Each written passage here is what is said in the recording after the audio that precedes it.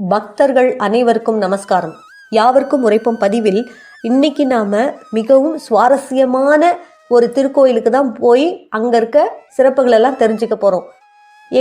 எந்த ஊர் தெரியுமா? மகாராஷ்டிரா மாநிலத்துல பரளி என்ற ஊர்ல வீற்றிருக்கக்கூடிய வைத்தியநாதர் தையல் நாயகி அம்பாளின் சிறப்புகளையும் அந்த ஊரில் என்னென்ன புராண கால நிகழ்வுகள்லாம் நடந்திருக்கு அதெல்லாம் நாம தெரிஞ்சுக்கிறதுக்காக நான் ஆர்வத்தோடு உங்ககிட்ட ஷேர் பண்றதுக்காக வந்திருக்கேன். நீங்களும் மிஸ் பண்ணாம தொடர்ந்து கேளுங்க.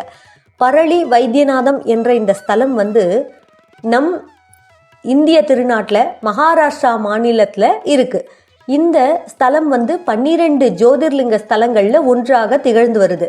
இந்த கோவில்ல சிவபெருமான் மருந்தீசராக அப்படின்ற நாமத்தோட சின்ன மலை குன்றின் மீது சிவலிங்கமாக அமர்ந்து அம்மை அப்பனுமாக நமக்கு காட்சி தராங்க. அது மட்டும் இல்லாம அம்மையும் அப்பனும் மருந்துகளுடன் அமர்ந்து உலக உயிர்களுக்கு ஏற்படுகின்ற பிணிகளை எல்லாம் நீக்குகின்றனர். உடல் பிணியை மட்டும் அவங்க நீக்கலைங்க, நம்மளுடைய பிறவி பிணியவே நீக்கிறாங்க இந்த தாயும் தந்தையும்.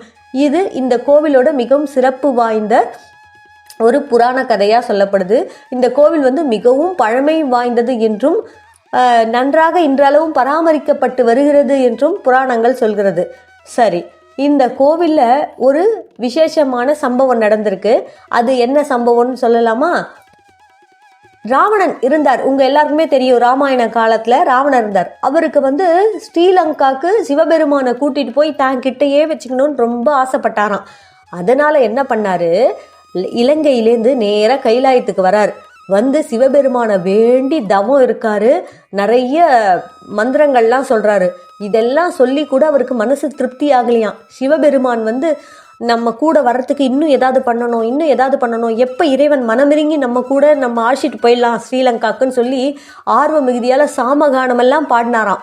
அப்போ சாமகானம் பாடினது மட்டும் பத்தாதுன்னு சொல்லிட்டு என்ன பண்ணியிருக்காரு, தன்னுடைய 10 தலைகள்லேருந்து ஒவ்வொன்றா சுவாமிக்கு தலையவே வெட்டி அப்படியே சமர்ப்பணம் பண்ணியிருக்காரு.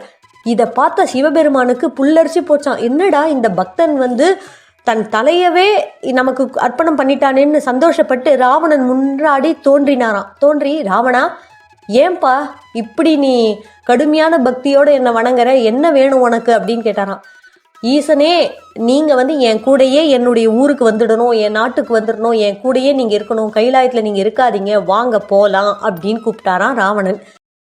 கைலாசத்துல ராவணன் என்ன பண்ணான், தன் தலையவே சிவபெருமானுக்கு கொடுத்துட்டு நீங்க என் கூட வாங்க இலங்கைக்கு போயிடலான்னு கூப்பிடுறான். உடனே பக்தனுடைய இந்த அர்ப்பணிப்பை பார்த்ததும் சிவபெருமான் சும்மா இருப்பாரா? இந்த சிவலிங்கத்தை நீ கையில வச்சுக்கோ, எங்கேயும் இந்த லிங்கத்தை கீழே வைக்க கூடாது, பத்திரமா எடுத்துன்னு போய் உன்னோட நாட்டுல பிரதிஷ்டை பண்ணு, நான் அங்க வந்துடுறேன் அப்படின்னு வாக்கு கொடுத்துட்டார்.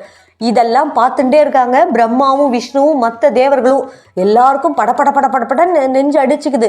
ஏன், சிவபெருமான் கைலாயத்தை விட்டு ராவணன் கூட போயிடுவாரோன்ற பயம்தான். ஏன் பயப்படுறாங்க?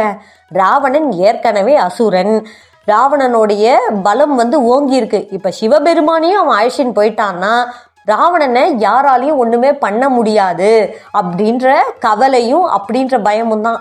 அதுக்கு என்ன பண்றாங்க, தேவர்கள் எல்லாரும் மகாவிஷ்ணு கிட்ட நிக்கிறாங்க. மகாவிஷ்ணுவே, நீங்க தான் ராவணன் எப்படியாவது சிவபெருமானை கூட்டிட்டு போகாத அளவுக்கு தடுக்கணும், உங்களுடைய திருவிளையாடல் இந்த இடத்துல எங்களுக்கு வேணும், நம்ம மகேசனை நம்மளுடைய கைலாயத்திலே நம்ம வச்சுக்கணும், தயவு செய்து இந்த அசுரன் கிட்ட இறைவன் போகாத அளவுக்கு காப்பாத்துங்க அப்படின்னு சொல்லி வேண்டி கேட்டுறாங்க. உடனே என்ன பண்றாரு, பிரம்மாவை பாக்குறாரு மகாவிஷ்ணு. பிரம்மா என்ன சொல்றாரு, நீங்க எது சொன்னாலும் நான் செய்யறேன் அப்படின்றாரு. இப்போ மகாவிஷ்ணு ஒரு அந்தன வடிவத்துல மாறிட்டார். சொல்ல வேண்டிய அத்தனை கட்டளையும் பிரம்மாவுக்கு சொல்லிட்டார். இப்ப என்ன பண்றாரு, மகாவிஷ்ணு சொன்னபடி பிரம்மா தன்னுடைய பிளான் எல்லாம் எக்ஸிக்யூட் பண்ண ஆரம்பிச்சிட்டாரு. வருண பகவானை கூப்பிட்டு ராவணனுக்கு வயிற்று உபாதை ஏற்படும்படி செய்ய சொல்றாரு. அப்போ சிவலிங்கத்தை எடுத்துட்டு ராவணன் என்ன பண்றான், ஸ்ரீலங்கா நோக்கி போயின்னு இருக்கான். சொல்லும் போதே சுவாமி கண்டிஷன் அப்ளை என்ன சொன்னாரு, சிவலிங்கத்தை எந்த இடத்துலயும் நீ கீழே வைக்க கூடாது ராவணா, வைக்காம போ, நான் அவன் கூட வருவேன்னு சொன்னார் இல்லையா? இதுதானே சமயன் பார்த்துட்டே இருந்தவருக்கு வயிற்று உபாதை ஏற்படுத்தி விட்டார் பிரம்மதேவர் வருண பகவான் மூலமா. இப்போ கட்டாயமா வெளியில போக வேண்டிய கட்டாயத்துல இருக்கார் ராவணன். எப்படிரா சிவலிங்கத்தை கீழே வைக்காம இருக்கிறதுன்னு யோசனை பண்ணிட்டே இருக்கும்போது நம்மளுடைய இன்னொரு ஹீரோ இருக்காரே மகாவிஷ்ணு, அவர் என்ன பண்றாரு, ஒரு அந்தன சிறுவன் வடிவத்துல ஒரு 10 வயசு 12 வயசு பையனா உருமாறி சும்மா ராவணன் முன்னாடி அப்படி நடக்கிறாரு. இந்த பையனை பார்த்ததும் ராவணனுக்கு ஒரே சந்தோஷம். டேய் தம்பி இங்க வாப்பா, இந்த சிவலிங்கத்தை பத்திரமா மடியில வச்சுன்று கீழே வச்சிடாத, தோ நான் வந்துடுறேன்னு சொல்லிட்டு ஒரு 10 நிமிஷம் அப்படி போறாரு. பெருமாள் என்ன பண்ணார், அந்த இடத்துலயே சிவலிங்கத்தை வச்சுட்டு எஸ் ஆயிட்டாரு. இப்போ எல்லா வேலையும் முடிச்சுட்டு வந்து ராவணன் தன்னை சுத்தப்படுத்தின்னு வந்து பார்க்குறாரு. பார்த்தா பையனை காணோம், சிவலிங்கம் மண்ணில் இருக்கு. போய் அந்த சிவலிங்கத்தை எடுத்து, என்ன இந்த பையன் கையில் வச்சுக்காம கீழே வச்சுட்டு போயிட்டானே, சரி நம்ம நாட்டுக்கு நாம இன்னும் கொஞ்சம் போனோமேன்னு சொல்லி அந்த சிவலிங்கத்தை தூக்கி எடுக்க பார்க்குறாரு. அசைக்க கூட முடியல, சிவலிங்கம் மண்ணில் நல்லா அங்கேயே நிலையா நின்று விட்டது. இப்போ ராவணனால தன்னுடைய நாட்டுக்கு இலங்கைக்கு வந்து சிவலிங்கத்தை தூக்கின்னு போக முடியல. அதனால வருத்தமடைந்த ராவணன் என்ன பண்ணான், ஆஹா நாம வந்து சிவபெருமானை நம்ம கூட கூட்டின்னு போக முடியலையே அப்படின்னு கவலைப்பட்டு சிவபெருமானை, சரி ஈசா நான் உங்களை இங்கேயே வச்சுட்டு போனோன்னு நீங்க நினைச்சிட்டீங்க போல இருக்கு அப்படின்னு சொல்லி அழுதுண்டே சுவாமியை பார்த்து வழிபட்டான். சுவாமியை வழிபடணும்னா அங்க நீர்நிலை வேணும் இல்லையா அபிஷேகம் பண்றதுக்கு. அதனால தன்னுடைய சக்தியெல்லாம் பிரயோகிச்சு ஒரு குளத்தை தோற்றுவித்தானாம். அந்த குளம் வந்து இப்போ அங்க வந்து சந்திரகூபம் அப்படின்னு அழைக்கப்படுதான். அந்த கிணறோ குளமோ ஏதோ ஒன்று தோற்றுவிச்சிருக்கான் அந்த பகுதியில் ராவணன். அந்த நீர்நிலையிலேருந்து தண்ணீரை எடுத்து சிவபெருமானுக்கு அபிஷேகம் பண்ணி வழிபட்டுட்டு இலங்கை திரும்பி போயிட்டானாம். இந்த இடத்துக்கு தினமும் சிவலிங்கத்தை வந்து பூஜை பண்ணி அபிஷேகம் பண்ணி வணங்குறதுக்காகவே இலங்கையிலேருந்து ராவணன் வந்து இங்கே பூஜை பண்ணிட்டு போறதாகவும் ஐதீகம் சொல்லப்படுகிறது. இந்த ஜோதிர்லிங்கத்தை வந்து அங்க இருக்க மக்கள்லாம் வந்து பைஜுநாத் அப்படின்னு சொல்லி அழைக்கப்படுறதா புராணங்கள் சொல்கிறது. இந்த ஜோதிர்லிங்க ஸ்தல மகிமை உங்களுக்கு பிடிச்சிருந்ததா? அடுத்த பகுதியில் இன்னொரு ஜோதிர்லிங்க ஸ்தலத்தை நான் தொடர்கிறேன். நன்றி. சிவாய நமக. ஓம் நம சிவாய. ஜெய் போலோநாத்.